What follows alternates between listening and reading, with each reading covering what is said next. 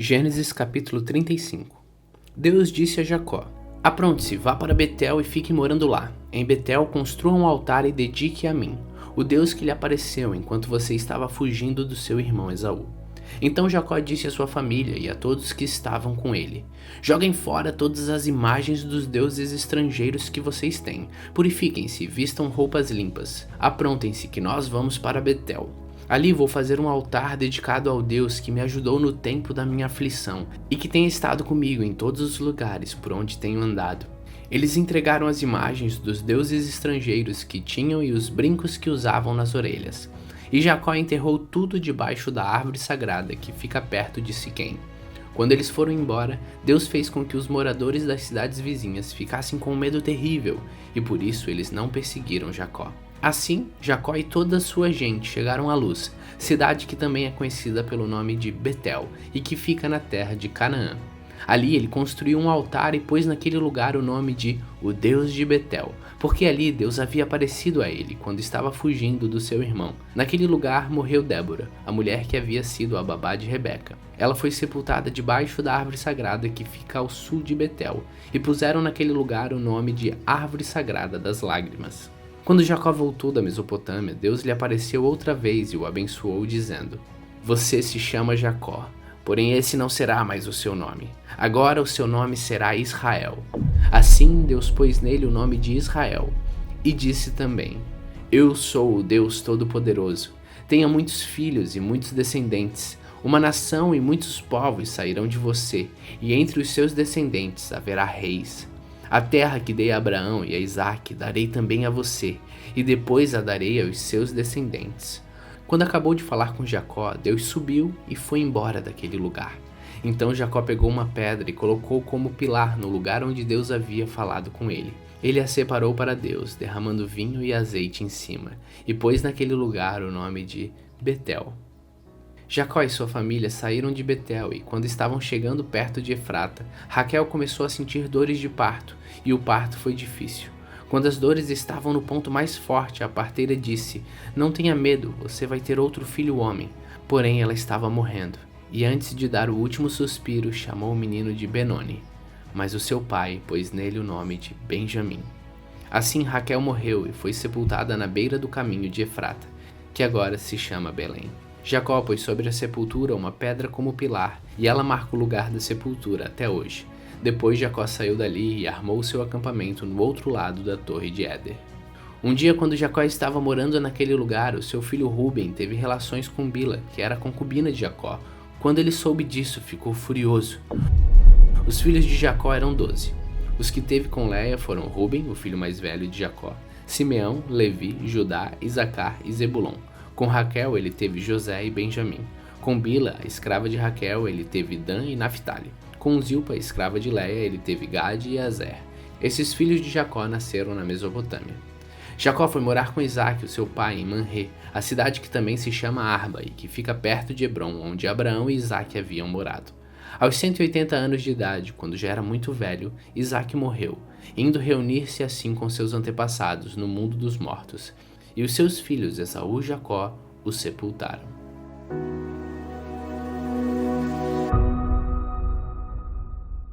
Gênesis capítulo 36. São estes os descendentes de Esaú, também chamado de Edom. Esaú casou com 2 mulheres do país de Canaã, isto é, com Ada, filha de Elon, o Eteu, e com Oholibama, filha de Aná, o neto de Zibeão, o Eveu. Esaú casou também com Bezemate, filha de Ismael e irmã de Nebaiote. Ada foi mãe de Eliefaz, Bezemate foi mãe de Reuel, e Oholibama foi mãe de Jeus, Jalã e Corá. Esses foram os filhos de Esaú, que nasceram quando eles estavam morando na terra de Canaã. Depois Esaú foi para outro lugar com as suas mulheres e os seus filhos e as suas filhas, e toda a gente da sua casa, separando-se assim do seu irmão Jacó.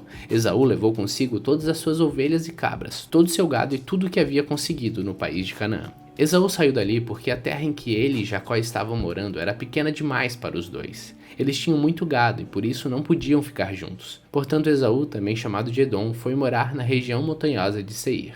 Segue a lista dos descendentes de Esaú, o antepassado dos edomitas que vivem na região montanhosa de Edom, também chamada de Seir. Ada, mulher de Esaú, teve um filho chamado Elifaz. Os filhos de Elifaz foram 5: Temã, Omar, Zefô, Gaetã e Kenaz. Com a sua concubina Tina, Elifaz teve Amaleque. Besamate, outra mulher de Esaú, teve um filho chamado Reuel. E Reuel foi pai de 4 filhos: Naate, Zera, Sama e Misa. Esaú tinha outra mulher chamada Oolibama, filha de Aná e neta de Zibeão. Os filhos dela foram Jeús, Jalã e Corá. Segue a lista das tribos que descendem de Esaú. De Elifaz, o filho mais velho de Esaú, descende das seguintes tribos: Temã, Omar, Zefo, Kenaz, Corá, Gaetã e Amaleque. Estes foram descendentes de Ada, mulher de Esaú. De Reuel descende as seguintes tribos: Naata, Zera, Samá e Misa. Estes foram descendentes de Besamata, outra mulher de Esaú. De Esaú, com sua outra mulher chamada de Oolibama, filha de Aná, descendem as seguintes tribos: Jeús, Jalã e Corá. Todas essas tribos são descendentes de Esaú. As primeiras tribos que moraram na terra de Edom eram descendentes de Lotã: Zobal, Zibeão, Aná, Dizon, Ezer e Dissã. Todos eles filhos de Zeir, o Oreu. Lotã foi o pai dos grupos de famílias de Ori e de Omã. Lotã tinha uma irmã chamada Timã. Sobal foi o antepassado dos grupos de famílias de Alvã: Manaate, Ebal, Zefô e Onã. Zibeão foi o pai dos filhos de Aias e Aná. Este foi o Aná que descobriu as fontes de água quente no deserto, quando estavam tomando conta dos jumentos do pai. Aná foi o pai de Dizon, que foi o pai dos grupos de famílias Rendã, Esbã, Itrã e Querã.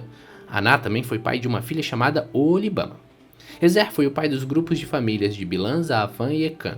Dizã foi o pai dos grupos de famílias de Uz e Arã. São estes, portanto, as tribos dos Oreus na terra de Edom: Lotã, Sobal, Zibaão, Aná, Dizon, Ezer e Dizã. Os seguintes reis governaram a terra de Edom, um depois do outro, no tempo em que Israel ainda não tinha rei: Belá, filho de Beor, da cidade de Dinaba; Jobabe, filho de Zera, de Bosra; Husã, da região de Temã; Hadad, filho de Bedade, da cidade de Avitã. Ele derrotou os midianitas numa batalha na terra de Moabe. Sanlá, na cidade de Masreca; Saú, de Reobote do rio Eufrates; Baal-Hanã, filho de Aquibor; Hadad, da cidade de Paú. O nome da mulher dele era Meetebel, filha de Medrade e neta de Mezaabe. De Esaú vieram as seguintes tribos edomitas: Timá, Alva, Getete, Oolibama, Elá, Pinom, Kenaz, Temã, Mibza, Magadiel e Irão. A região em que morava cada uma dessas tribos recebeu o nome da sua tribo.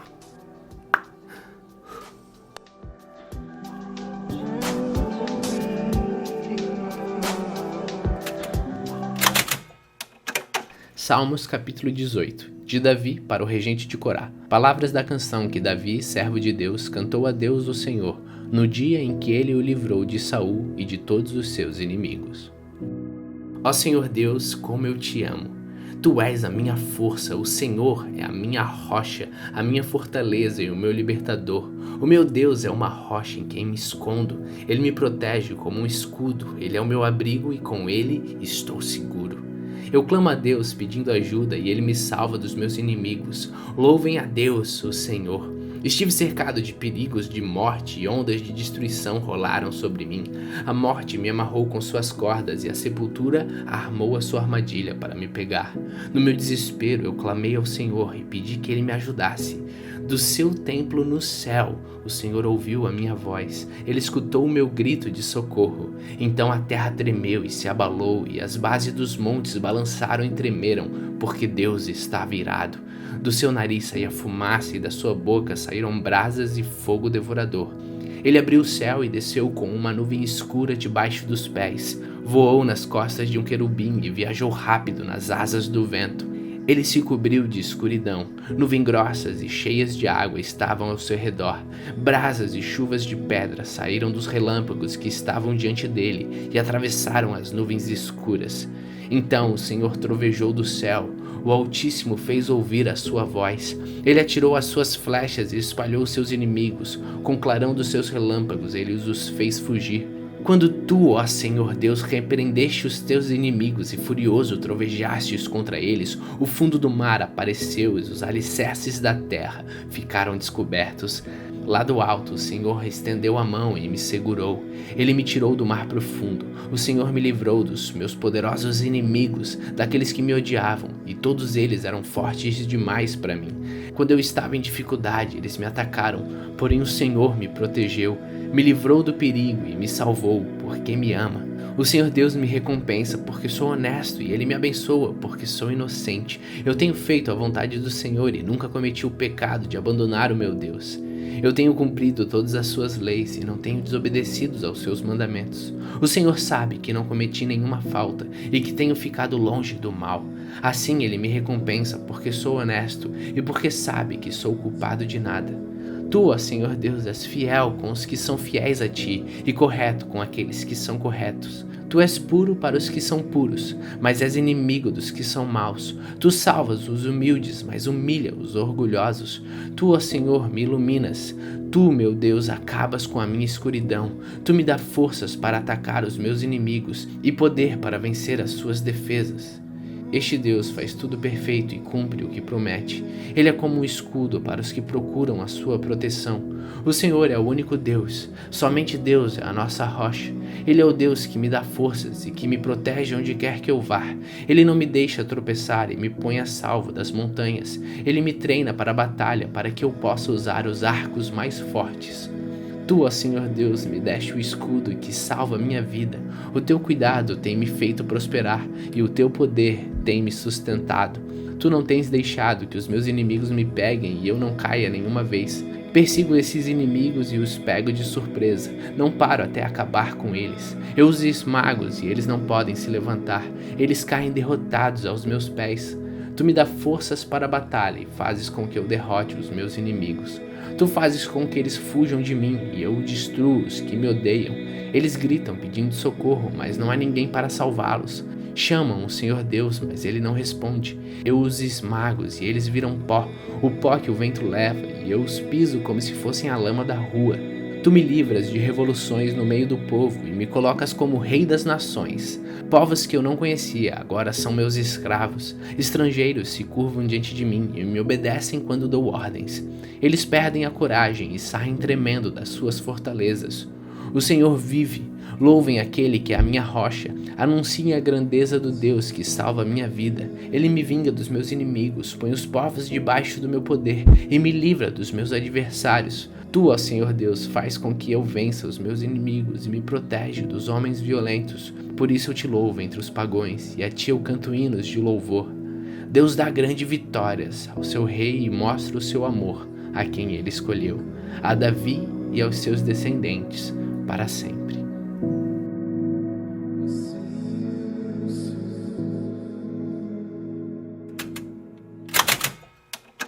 Mateus capítulo 26.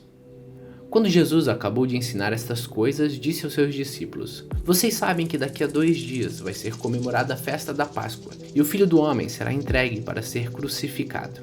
Os chefes dos sacerdotes e os líderes judeus se reuniram no palácio de Caifás, o grande sacerdote, e fizeram um plano para prender Jesus em segredo e matá-lo. Eles diziam: Nós vamos fazer isso durante a festa, para não haver uma revolta no meio do povo. Jesus estava no povoado de Betânia, sentado à mesa na casa de Simeão, o leproso. Então uma mulher chegou perto de Jesus com um frasco feito de alabastro, cheio de um perfume muito caro, e derramou o perfume na cabeça dele. Ao verem aquilo, os discípulos ficaram zangados e disseram: Que desperdício! Este perfume poderia ter sido vendido por uma fortuna e o dinheiro dado aos pobres. Mas Jesus, sabendo o que eles diziam, disse: Por que vocês estão aborrecendo essa mulher? Ela faz para mim uma coisa muito boa, pois os pobres estarão sempre com vocês, mas eu não. O que ela fez foi perfumar o meu corpo para o meu sepultamento. Eu afirmo a vocês que isto é verdade. Em qualquer lugar do mundo onde o evangelho for anunciado, será contado o que ela fez e ela será lembrada. Então, um dos 12 discípulos, chamado Judas Iscariotes, foi falar com o chefe dos sacerdotes. Ele disse: Quanto vocês me pagam para eu lhes entregar Jesus? E eles lhe pagaram 30 moedas de prata. E daí em diante, Judas ficou procurando uma oportunidade para entregar Jesus. No primeiro dia da festa de pães sem fermento, os discípulos chegaram perto de Jesus e perguntaram: Onde é que o Senhor quer que a gente prepare o jantar de Páscoa para o Senhor? Ele respondeu: Vão até a cidade, procurem um certo homem e digam: O mestre manda dizer: A minha hora chegou, os meus discípulos e eu vamos comemorar a Páscoa na sua casa. Os discípulos fizeram como Jesus havia mandado e prepararam um jantar de Páscoa. Quando anoiteceu, Jesus e os 12 discípulos sentaram para comer. Durante o jantar, Jesus disse: Eu afirmo a vocês que isso é verdade. Um de vocês vai me trair. Eles ficaram muito tristes e um por um começaram a perguntar: o Senhor não está achando que sou eu, está? Jesus respondeu: quem vai me trair é aquele que come no mesmo prato que eu. Pois o Filho do Homem vai morrer da maneira como dizem as Escrituras Sagradas. Mas ai daquele que está traindo o Filho do Homem. Seria melhor para ele nunca ter nascido. Então Judas, o traidor, perguntou: Mestre, o Senhor não está achando que sou eu, está? Jesus respondeu: quem está dizendo isso é você mesmo. Enquanto estavam comendo, Jesus pegou o pão, deu graças a Deus, depois partiu o pão e deu aos discípulos dizendo: peguem e comam, isso é o meu corpo. Em seguida pegou o cálice de vinho e agradeceu a Deus, depois passou o cálice aos discípulos dizendo: bebam todos vocês, porque isto é o meu sangue, que é derramado em favor de muitos para o perdão dos pecados, o sangue que garante a aliança feita por Deus com o seu povo. Eu afirmo a vocês que nunca mais beberei deste vinho, até o dia em que beber com vocês um vinho novo no reino do meu Pai.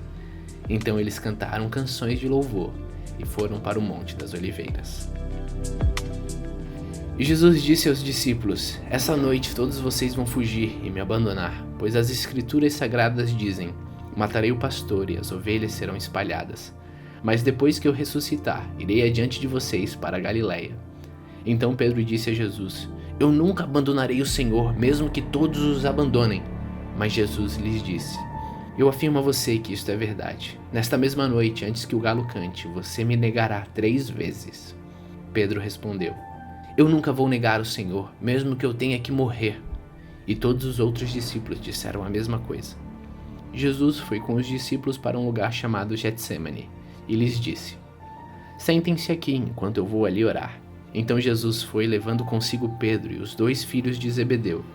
E ali começou a sentir uma grande tristeza e aflição e disse a eles: a tristeza que estou sentindo é tão grande que é capaz de me matar. Fiquem aqui vigiando comigo. Ele foi um pouco mais adiante, ajoelhou-se, encostou o rosto no chão e orou: meu Pai, se é possível, afasta de mim este cálice de sofrimento. Porém que não seja feito a minha vontade, mas que seja feito o que tu queres. Depois voltou e encontrou os 3 discípulos dormindo. Então disse a Pedro: será que vocês não podem vigiar comigo nem 1 hora? Vigiem e orem para que não sejam tentados. É fácil querer resistir à tentação, o difícil mesmo é conseguir. Pela 2ª vez Jesus foi e orou dizendo: meu Pai, se este cálice de sofrimento não pode ser afastado de mim sem que eu o beba, então que seja feita a sua vontade. Ele voltou de novo e encontrou os discípulos dormindo. Eles estavam com sono e não conseguiam ficar com os olhos abertos. Jesus tornou a sair de perto deles e orou pela 3ª vez, dizendo as mesmas palavras. Então voltou até onde os discípulos estavam e perguntou: vocês ainda estão dormindo e descansando? Olhem, chegou a hora e o Filho do Homem está sendo entregue nas mãos dos maus. Levantem-se e vamos embora. Vejam, aí vem chegando o homem que está me traindo.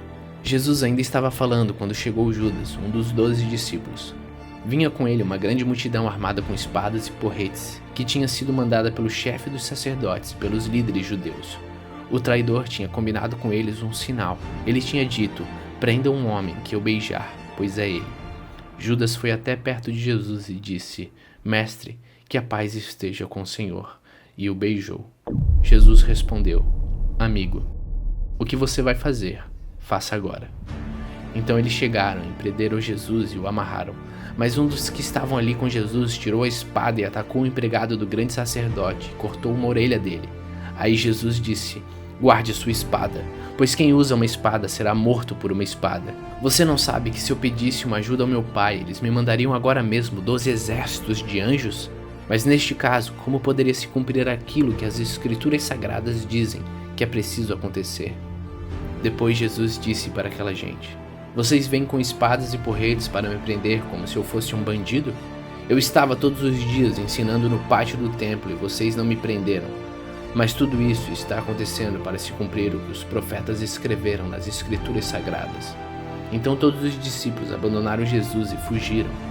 Os homens que prenderam Jesus o levaram até a casa do grande sacerdote Caifás, onde estava reunido alguns mestres da lei e alguns líderes judeus. Pedro seguiu Jesus de longe até o pátio da casa do grande sacerdote. Entrou e sentou-se com os guardas para ver como aquilo ia terminar. O chefe dos sacerdotes e todo o conselho superior estavam procurando alguma acusação falsa contra Jesus a fim de condená-lo à morte. Mas não puderam encontrar nada contra ele, embora muito se levantasse para dizer mentiras a respeito dele. Afinal, 2 homens se apresentaram e disseram: "Este homem afirmou, eu posso destruir o templo de Deus e construí-lo de novo em 3 dias.